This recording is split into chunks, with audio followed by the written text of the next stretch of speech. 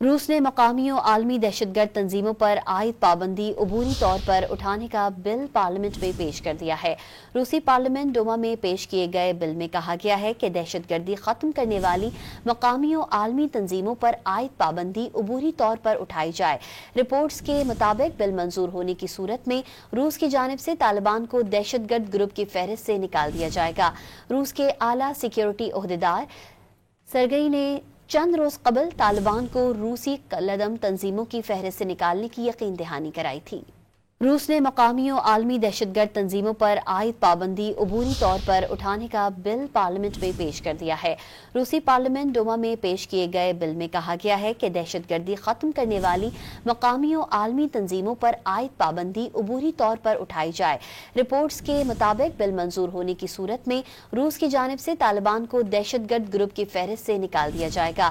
روس کے اعلیٰ سیکیورٹی عہدیدار سرگئی نے چند روز قبل طالبان کو روسی کالعدم تنظیموں کی فہرست سے نکالنے کی یقین دہانی کرائی تھی۔